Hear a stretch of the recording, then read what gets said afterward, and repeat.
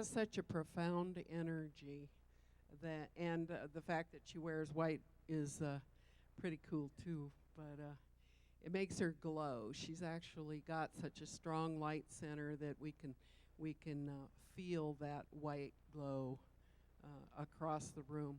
She's going to come forward here and talk with us and share with us some frequencies with the proper tonalization to activate some energy that we all could share. I think that if you haven't experienced toning or the tones that tuning forks and those types of things can open your energies to greater and better things. And she's got an example of a wonderful gift that she's going to share with us. Come on up.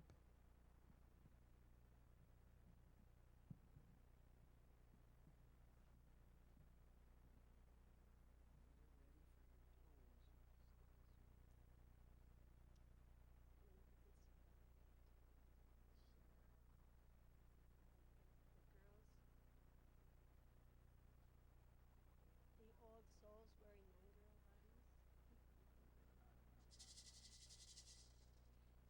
These were made by my friend's son.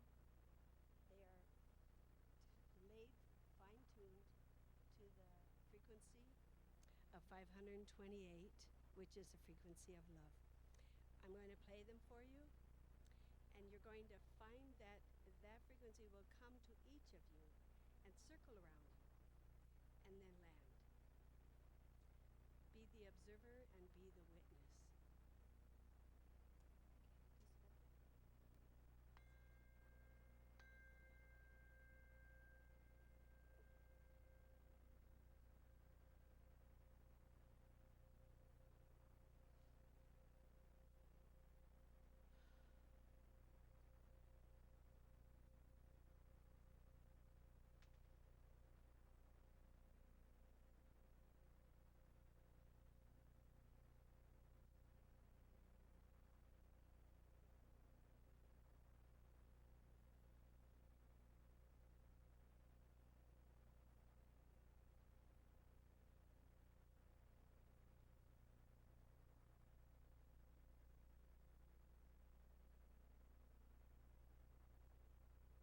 Breathe. Breathe it in. It is who you are.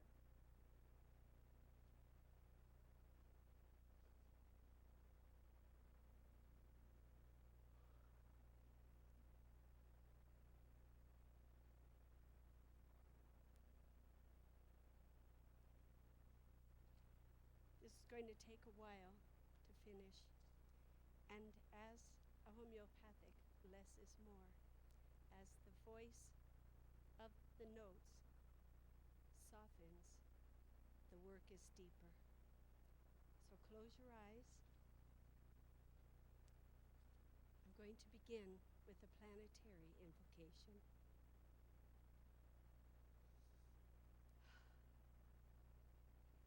From the center of the universe, from the depths of the being, from the heart of the cosmos, may the fire descend on earth. May it burn the useless. May it destroy the putrefaction. May it kindle new lights. From each small presence in the hearts of all beings who inhabit the entire earth, both on the roof of the house and on the inside of the house. May the fire rise to the heavens. May the flame rise and shine. May the flame melt the form.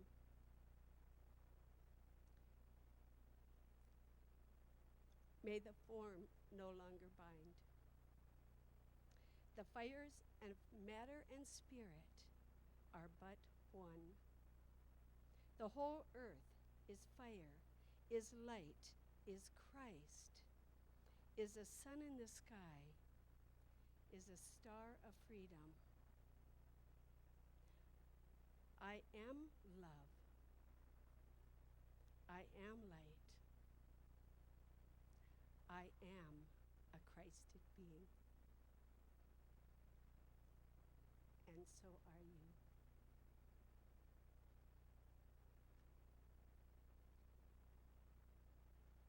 You can go ahead and sit down.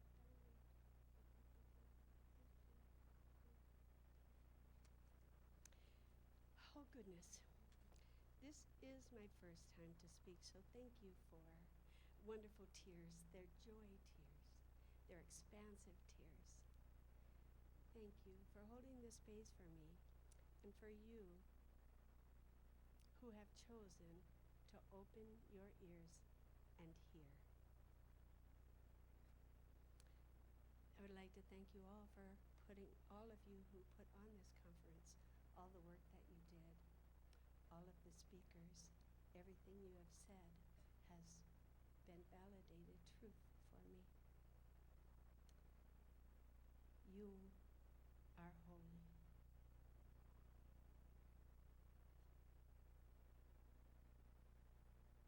You are holy.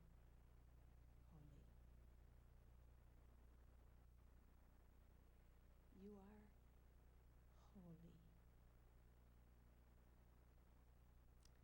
Look in the mirror in the mornings and say that to yourself, and say it 3 times.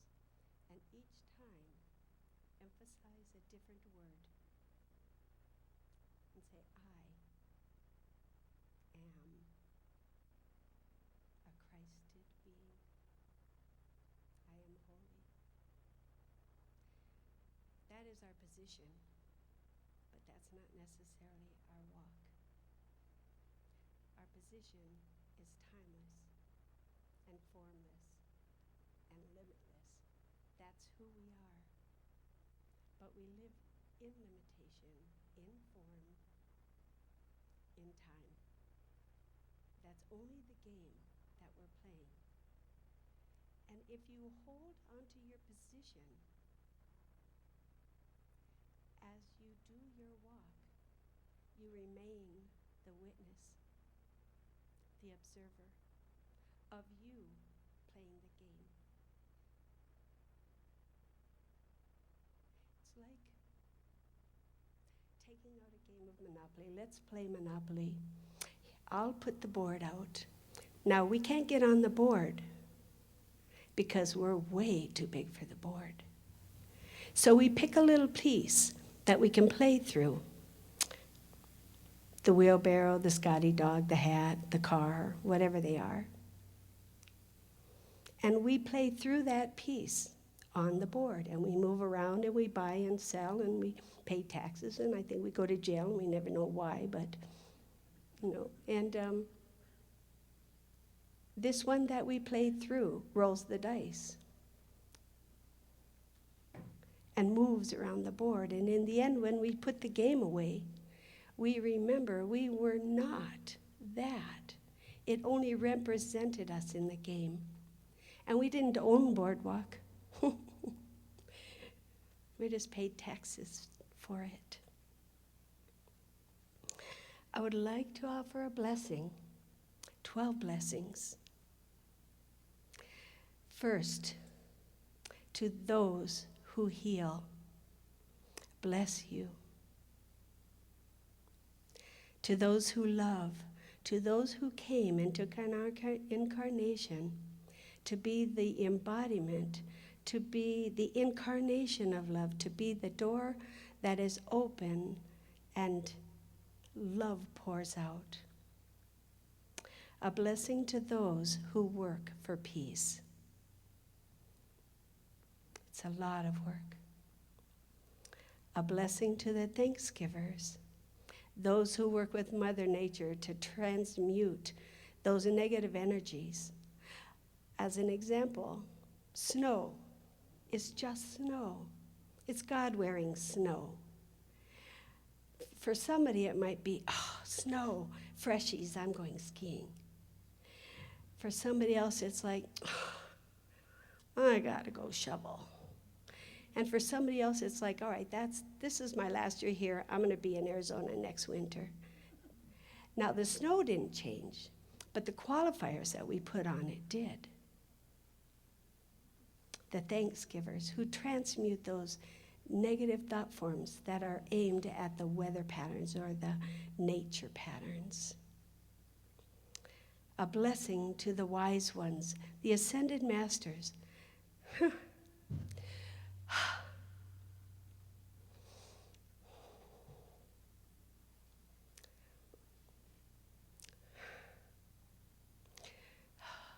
All of you that chose to put on bodies and come down and walk among us and push the refresh button in us. The planetary ones, those who left their star systems, their star families. Even Sanat Kumara left for over 3 million years and held the space for this planet when it was so in such darkness. The planetary ones. And they ask us not to call them ETs, not to call them aliens. They are our brothers and our sisters. They just have a different address. A blessing to the logos of the earth, who agreed to be a school for these souls that would come and take embodiment on her and hide her light to make it easy for us to be here. Cloaks and cloaks, thousands of cloaks she put on. And now it's time. It's time for her to take off those cloaks, reveal her light, and take her place in the headdress of this solar system. She is such a bright, bright, bright star. But she made herself less so that we could have experience here. Bless her. Bless the logos of the sun, who holds within itself the knowing of the central sun, which is behind that. The Helios and Vesta, the Alpha and Omega, they all have names. Ask them for their names. They're here for you. The sun shines for all of you. It does not withhold itself. Bless the galaxy. What an incredible woman that holds all of this within her own body. Within her own body. And sometimes we can be so big that we can hold the galaxy in our own body. I can tell you that from experience. Don't stop where your edge is. That's only the physical body. You have an emotional body. You have a mental body. You have a causal body. You have a spiritual body. And you're the one that holds it back. Bless the lords of karma. Bless them who work constantly. And you can even ask them for special dispensations if you're working with people that you know have been great servers in this lifetime. Make them your friends. Blessings to the builders of form. Our bodies are prototypes. And just now, as we are driving mixed cars that either run on energy or run on gas, our bodies are that. We are transitioning into the light body. The light body. And in the meantime, some of us still need to eat, and some of us just bring in the energy. But these prototypes they're working on to make them a perfected uniform, a perfected house, a vehicle, so that we can use these forms to seed other planets. So when things are going wrong for you, they're really going right. You're being tweaked. You're being made a hybrid car that gets way better gas mileage. And last, thank you to the Absolute. Great Spirit, as you call it, that holds the all in the one and the one in the all.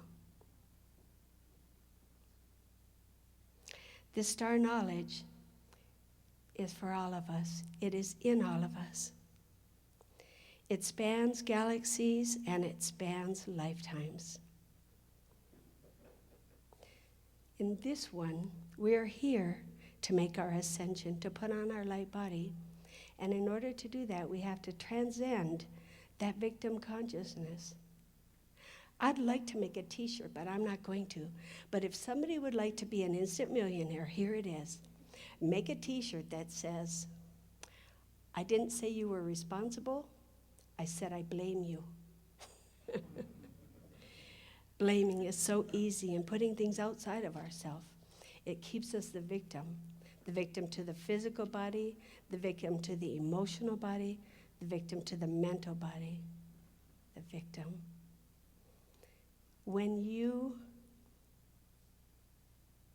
take in your mastery, as Jesus, when he brought in the teaching of the Piscean age, he showed us, walk in your mastery. He gave that to us 2,000 years ago, and how many embodiments have we had since then to practice? Do you thank your body? I say to my body, thank you for being so faithful to me and loving me, even at your own expense. Because I was holding anger and you got sick. And I was holding worry and you got sick. And I was holding grief and you got sick. And I was holding fear and you got sick. And I was holding this and I was holding that. And I asked you to hold it and you did. And thank you for that. And now I'm going to get back in the driver's seat because I've been living by default. And now I'm going to tell you how I need you to serve me. And I'm going to take back ownership of you. And you will still serve me. And I will love you and I will be grateful for you. And I won't ask more of you than I know you can do. Be the master of your body. Tell your pancreas now how you want it to serve you if it is diabetesing. In fact, don't say, I am a diabetic, because then you're saying that's who you are. And you are a timeless, formless presence. You're not diabetic. Your pancreas might be diabetesing. You might be colding. But don't say, I have a cold. Why do you want to have it? Why do you want to become that? Well, after all, I'm a diabetic. I'm not, but I was in nursing for a long time, and I would hear a lot of things. And I'd say, oh, no, honey, you're a spirit. Your body is diabetes. Not even your whole body, just your pancreas. So don't become your pancreas. You know, that's not pretty outside of the body. So, be the master. Walk in your mastery. Tell your physical body. Thank it first. Thank it for serving you so faithfully. It knows it's not you. It knows that you came into it, and one day you will leave it. You are not that. We are not our body. We're not even the sex of the body. We say, oh, I'm a woman, or I'm a man, or I was telling some man, he was like, and he said, oh, sister, I'm all man. And I said, well, I'd like to go on the day you leave your body and see you come, and maybe your mortician puts little brown paper bags outside the door with penises and scrotums or breasts and uteruses, because after all, you have to take them with you, because if you're a man, you need to take those man parts. No, the parts are accessories to the car. Just like the radio, just like the air conditioning, just like the windows, just like all the things you can do inside your car. They're accessories. You can use them or not. But you're not the windshield. You're not the air conditioning. You're not the CD player or all the other fancy things that are in the cars nowadays. This is what you wear. It's not who you are. You're not the sex of the body. You're not the body. You're not the roles you play. You're not that. They're just roles. I'm a mother, I'm a daughter, I'm a sister, I'm a friend, I'm a grandmother. I say, I play the role of this for you. I made this body for you. I gave it to you, now you take care of it. I just gave it to you. You asked. I loved being pregnant. I loved every minute of it. I looked forward to labor just for the experience. I've had this body death a few times, and one time it was underwater for 2 hours, but I'm not brain dead or any of that. Limited belief. And where was I just with that? Where did I just go? Where was I? Yes, who we are. We are timeless. We are formless. We are limitless. So anytime you have a limited belief or a limited feeling that keeps you there, say to yourself, that's not who I am.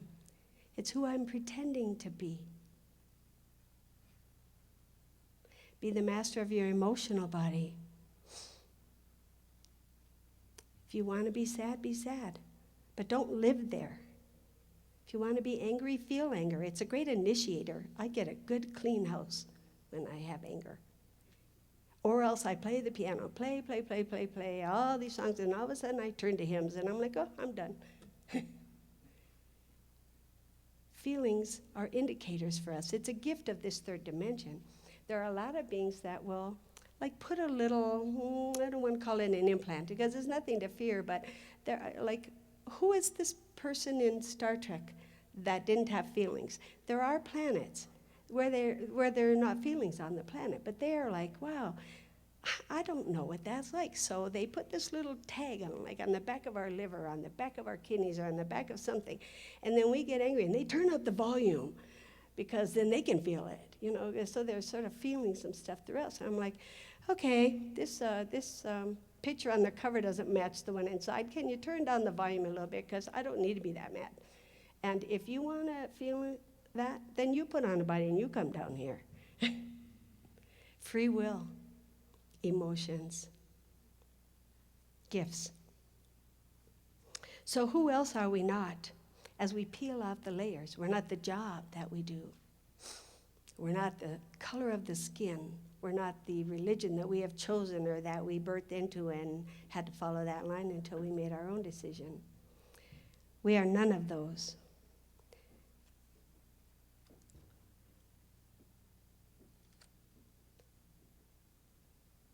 When you are having mind chatter, you're letting your mind body drive the car.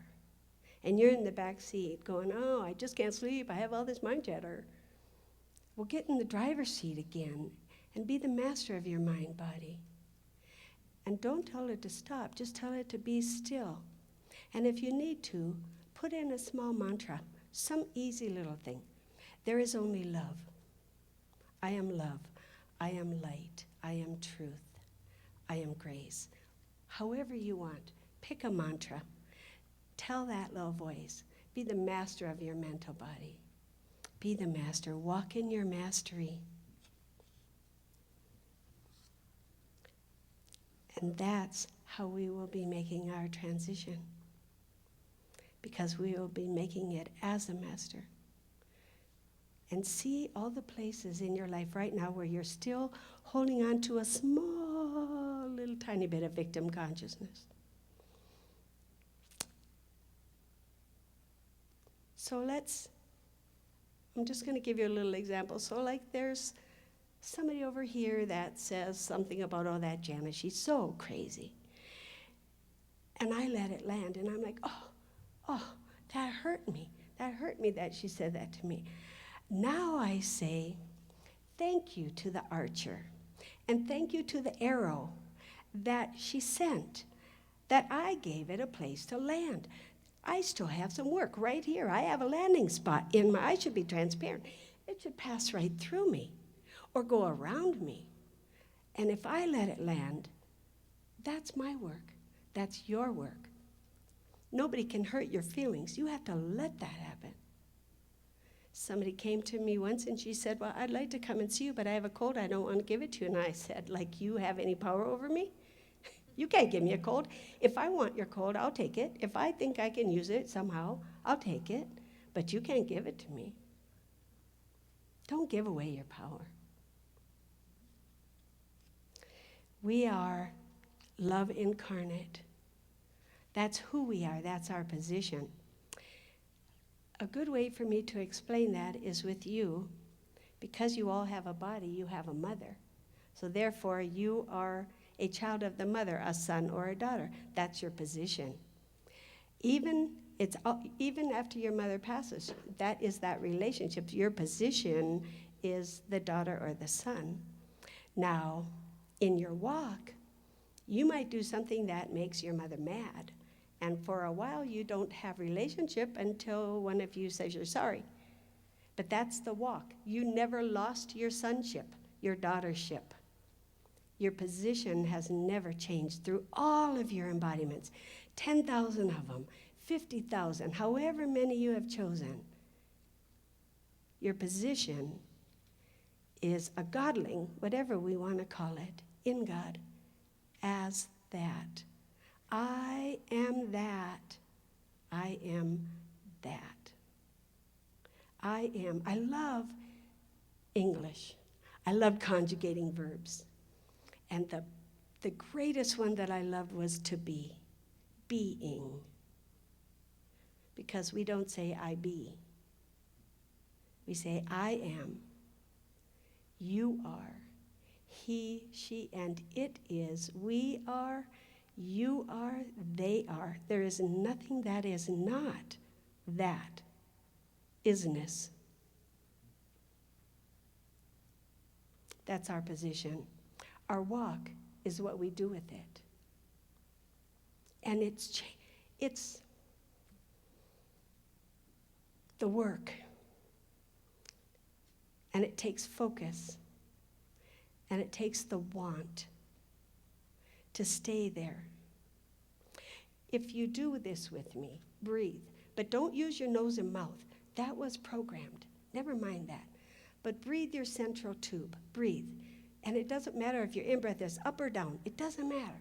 What is your right? Breathe in, breathe up, breathe down. Breathe up, breathe down. Wherever the in, wherever the out. Wherever. Up and down. Breathe that central tube open. And then feel the vibrations of the breath moving out into the body like ripples.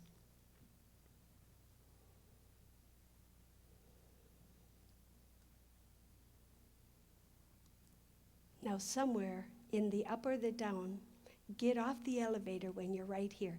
Release the breath to continue the up and down. And you stay right here. Find your center. Close your eyes. Find it. Be present there. And now, very slowly, open your eyes while you remain there. Now, you're the witness. And when you lose that, there you are out here looking and seeing and using these senses. Spiritualize your senses. And then you can always remain here as the witness, as the watcher.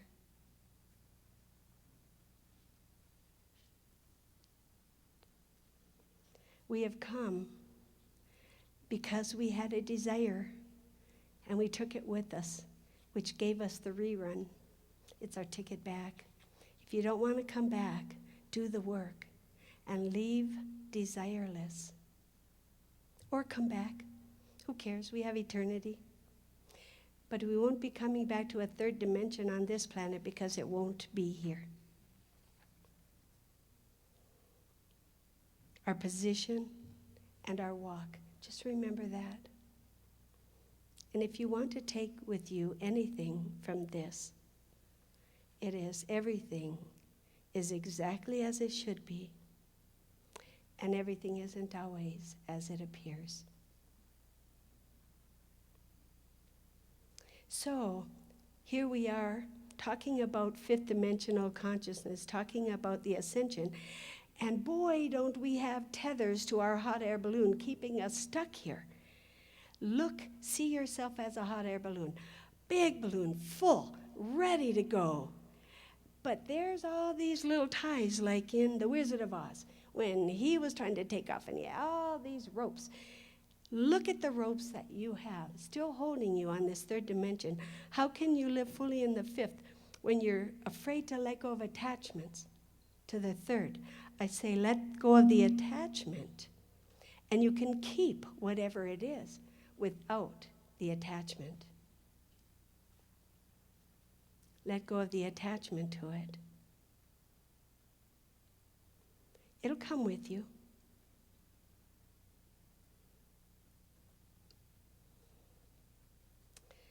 So, a question that you can ask yourself as you are practicing your mastery, when you're having a feeling or you're like, ask yourself, who's having that thought?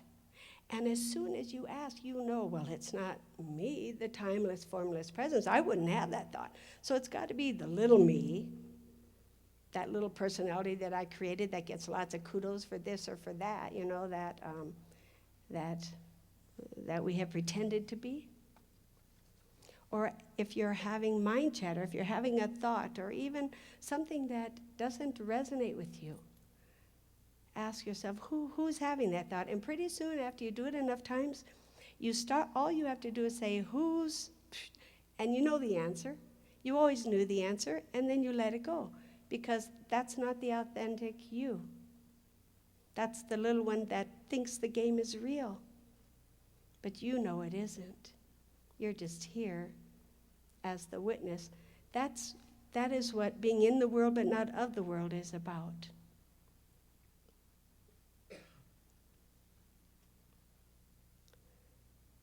So, duality. We're leaving duality. It was necessary for the classes. How many times have we come back and done K through 12? We don't have to. We can bypass death. We can ask this body to wait until we have decided if we want to come back into it and wear it a little longer, because we already have relationship. It already knows us. Why go back and be a baby and have to see this little thing going by going, what the heck was that? And then a few months later you realize it was your hand. And then K through 12. Phew. So, a long time ago, in this lifetime, I did a sweat with Golden Eagle, Golden Light Eagle. And I was very honored to be in the presence and at the sweat. And everybody there was saying, you know, Mitakyo Yasin, we are all one, we are all one. I thought, okay, well, we're all one. Yeah. But I wanted to, I wanted to know a way to say it that didn't just like fly by. We are all one. And I went into a candle store. And because it's a candle store, there's thousands of candles. There's the big candles with 3 lights, 3 things that you light, 3 wicks. And then there's the beautiful carved ones that people buy for their weddings and ceremonies. And then there's tapers, and there's tea lights, and there's candles in jars. And no matter the size, the shape, the color, the price, when you light every candle, it's the same flame. The same flame. We are the flame. This is our candle. We are all the light of that flame. We are all that. Feel that light in you. Expand it. It's a trifold flame. It holds the Christ love. It holds the Buddha light. It holds the power, the will. It is the blue and the yellow and the pink. And it is inside every one of you. Go in your heart space and find it, or feel the warmth of it. And let it expand until it fills your chest. And then let it keep expanding. It has consciousness. It'll expand. You don't have to make it. And then let it fill your pelvis, and let it fill your legs and your arms and your everything.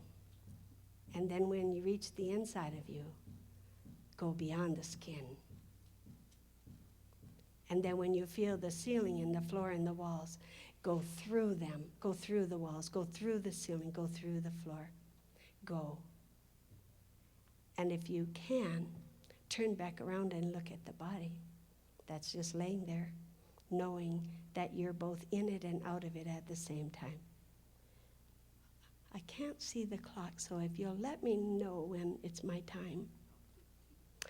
Thank you. So, another little, not a technique, just an idea to stay centered. If you go to a playground, there's a merry-go-round, and if you stand in the center, no matter how fast people move it around, there you are in the center, seeing clearly and being able to stand without having to hold on to anything.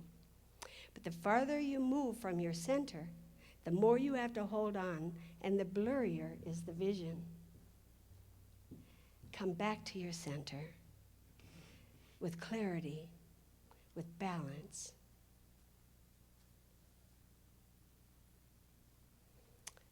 I have people say to me, I want to be you, and I'm like, no, you don't want to be me, or you'd have to have been through all of it. You don't want that. But you are you, and be you. We're all part of a jigsaw puzzle, and we are only one piece, but that one piece is needed to complete the puzzle. Now the corners, those 4 people, they are the corners. They get to lay down first. They're like, phew, my job is done. I just get to hold the space for everybody else to find their place in this puzzle. And then the edges, they come along and they're like, oh yeah, I know my spot. I'm here, here, here, here. And then they lay down, they're like, all right, I'm done. I'll hold the container for the rest of you. And then there's some walking around going, I don't know what I'm supposed to do. I got this piece. And I'm like, well, stick around because it's not time for your piece yet. But when it is, we will all need you. And make sure the picture on the cover matches the one inside. I took my daughter and my grandchildren to this concert in September. I don't know how many of you were here, but I went to this concert, and it was wonderful because they took, and you might also know this, the Peace Pole Project, where there's 198 nations on this planet that are named, and the 198th one is called All of the Other Regions of the World.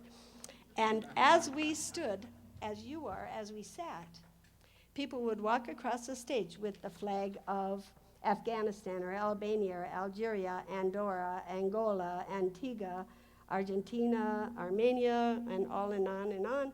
And we would say, may peace be in Afghanistan. May peace be in Afghanistan. May peace be in Afghanistan. And we did it for all 198. 198 flags, so we had the visual. We could see their flag, their signature. And nations create their own karma. So how wonderful that everybody there was anchoring the peace for this planet. And then we were all given a crystal. And somebody here was mentioning the crystals. We all got crystals. And then and I asked for some more because I'm in a group of grandmothers, and we get together once a month, and we do meditation, and then we're asked to do work just like you. And we love our time together, and it's so powerful. And so everybody got their crystal, and then we did work with the crystals, and then we were each going to take our crystal out. Well, one of the girls, and I want to tell you this story because we've been talking about the Elk Nation, and when I was driving here on Sunday night, I think I saw the accident where the person hit the elk coming on the road from I-70 or wherever it was, or 91, 19, anyway, there was this white van, or a van on the side, and then the DOW people, but either where the elk hit or where the person hit their head, it looked like a spider web. And I was like, whoa, bless that elk. And one of the women in our group, in our Vision Keepers, our Grandmothers Without Borders, she took her crystal and on her walk that she does every day with her dog, and she went down to the river, and she stood, and we had to say, Om Mani Padme Hum 3 times, and then put the crystal in the water. And there was a bull elk hiding, allegedly, I don't think they hide, behind a tree. And she put the crystal in the water, and the elk came out immediately, went and stood right at the crystal. And then he made this noise, this beautiful noise with those 2 front teeth. And then down came the women, and they all stood around him, and he was standing on the crystal. Isn't that incredible? And laid down with it. Yes, he laid down with it. This is one of the grandmothers from our grandmother group. I loved bringing my grandchildren to this. I love to introduce them to God wearing all things. Okay, so I'm writing a book. And I was told 4 years, a long time ago, you're going to write a book. And I said, no, I'm not writing a book. I'm not a writer. I do energy work and massage. No, you're going to write a book. I'm like, no, I'm not. I'm not writing a book. And then I heard myself say to myself, yeah, you're right. You're not going to write 1, you're going to write 4. And these are the names of them. And I'm like, oh, stop. You write the book then. Find someone else to write the book. I'm not writing the book. So I'm on chapter 8 of the first one. They told me the names of them, everything. And this chapter, it's sort of, I don't know, it's called The Pearl Necklace. But underneath it, it says, it's easier to wear a pearl necklace and carry around a library. And don't we have the stories? And don't we embellish the stories after a while? Because after all, they get boring saying the same story. So we fancy it up a little bit and maybe add a little more drama to it and just sort of just fluff it. And then we retell the story. And so we take our past and we regurgitate it into the future. And then we walk into it going, why am I still doing this? But hey, put on that blame t-shirt that somebody's going to make. I didn't say you were responsible. I said I blame you. So take your stories one by one. Take one story and look at it and look at all the people in it. They were not there by accident. You asked them to be in your story. You asked them. You don't remember asking them, but you did, and they agreed. And they might not remember that either, and it takes a soul that loves you tremendously to say, I'll be the one that hurts you. I'll be the one that hurts you. And for a time, you won't have your love towards me. And when you leave your body, you'll remember. So then ask yourself with that story, bless the ones involved in this story, and then ask yourself, what did I get? What is the blessing? What did I learn from this story that I didn't have before this story? And take the blessing and stick it on your necklace. And you have 1 pearl on your necklace. And then somebody says, oh, what's that? And I said, discernment. I don't need to tell the story about how I got it. I just have discernment. I have the ability to say no. And it doesn't matter. It's okay. I have the ability to just be who I am, even if people think I'm crazy. My whole life, my family was Earth to Janet, come in, Janet. And then my kids started doing that. I'm like, who told you that? I'm right here. And they're like, no, you aren't here, but you're here now. Well, I was busy. I left my body here for you. I had things to do. You know I'm always coming back. Earth to Janet. Some of my friends call me Planet Janet. Pearl necklace. Fill up your necklace with pearls and let go of the stories. Let go of the books, the library of the he done me wrongs, the library of the she wasn't nice to me, or they betrayed me, or this or that, or any of it. It's a story. You asked so that you could transcend that and rise above it and say, thank you. Thank you for shooting the arrow. And thank you to the arrow for landing so I could see my work. Thank you for making it pinpoint clear to me where I'm not transparent.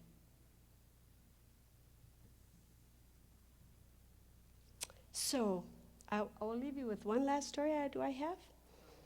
Okay, this will be it. So, I was sleeping one night, and these beautiful, tall, blue beings. Well, I wasn't sleeping. My body was sleeping. It goes to sleep in 30 seconds, so I can leave and go do my real work and then come back in here and do my homework.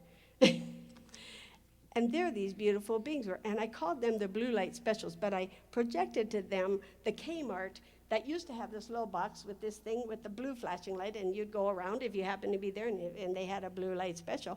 They were that color of blue. And instantly, and they laughed because I projected to them the whole story without having to use words. So they took me out, and there we were out over the Fort Collins, Loveland area. And there were some lights, like a light bright. I don't know if any of you had kids or grandkids. This is like this grid, and you put these things in, you plug it in, the light comes through them. So there was Fort Collins and Loveland, lots of light. And then we went back to Colorado, and lots of light. But not in the places where I thought. I was like, oh, Boulder's going to be full of light. And and then we went to our Americas and the North and the fullness of the Americas. And then we went out into the world, and there were lights all over the place, places where I was like, really, wow, I might want to pick that place. But then there was in the Middle East, and it was dark, and I felt sadness. And I came, and they brought me back, and I was like, oh, there's no light in the Middle East. And the next day, I have a son who has a family, and they live in Loveland, and they go spelunking, which is like going into caves. And they all had their flashlights, and they went into this cave, and they got farther and farther in, and all of a sudden, nobody's flashlight worked. And Chris called me, and he said, Mom, it was so strange. It was like everybody's batteries died at the same time. But he'd hold the flashlight up and try and take a peek, and there was light there. But there was so much darkness, it absorbed the light. And I was like, bingo, that's it. There's lots of light out in the east. But there's so much darkness that it absorbs the light as fast as those light workers can emanate it. And I said to my circle of grandmothers, how easy it is for us to be light workers here among light workers. Who of us would raise our hand to go to the Middle East and resonate that light, knowing that who's going to see it? Because it gets absorbed. There is light. There's light there. And there are beings of light there. Send them your love. Send them your gratitude that you picked an easy place to be a light worker. So I would like to end with this invocation to usher in this next 2,000-year dispensation, the dispensation of the Aquarian Age, of brotherhood, of fraternity, of equality, of justice. The Fifth Dimension sang that song. I was a little flower child during that time, had my little hippie bus, and went around and ate all my meals out of a fondue pot, which is about 44 years old now for me.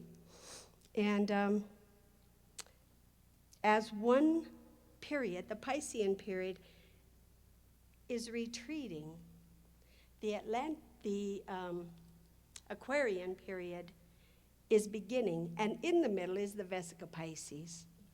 And that's the place that we have been in until we had enough beings who could help anchor in this fifth dimension to this Aquarian age. And blessings to Saint Germain and Lady Portia, who are holding this space for this next 2,000 years. And blessings to Katumi, who shows up to me as, see if I can even ask him to come. I hesitate to ask because they're so busy, and I don't want to send him to send anybody in his place because then you can't smell it. But it is the hot griddle, the hot cast iron griddle, with the hot pancakes, with the hot real maple syrup, not just that other stuff, thick corn syrup. There he is. Oh, thank you for coming. See, if you smell with your spiritual nose, let go of this one. Find that. They are holding, they are the keepers, they are the Chohans of the next 2,000 years, of the seventh ray of ceremonial order. And isn't that what we're doing? We're ushering in that ceremonial order, the teachings of this next 2,000 years. From the point of light within the mind of God, let light stream forth into the minds of men. Let light descend on earth. From the point of love within the heart of God, let love stream forth into the hearts of men. May Christ return to earth.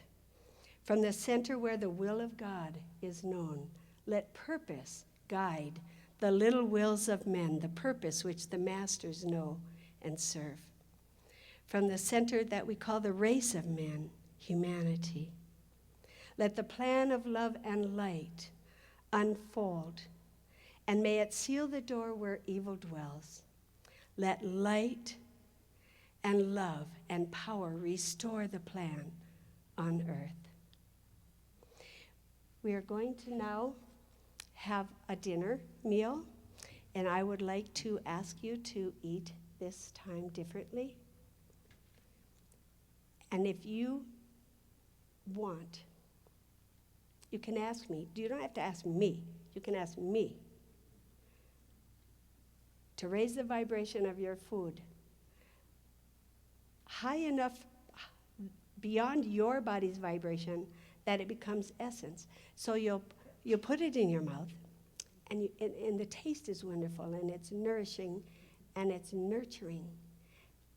And then you swallow, and it's like, okay, it's gone. Nothing went down my throat. I chased a whole meal that way. I ate something, I was like, and then I ate something, and pretty soon I'm putting my hand behind my neck thinking, well, where did it go? And I'm looking around on the floor going, I know I put it in my mouth. I can't find it. Eat. Try that. Give yourself that experience. Raise the vibration of your food. By your intention, energy follows intent.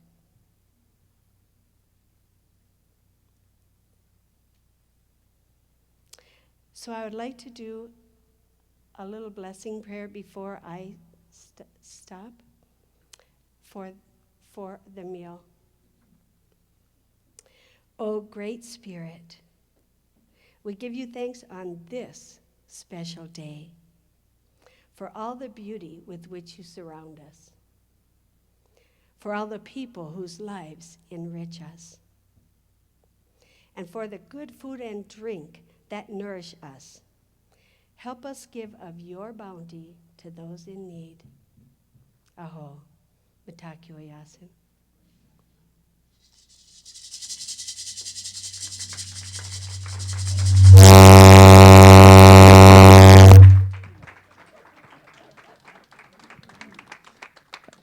I'd say she's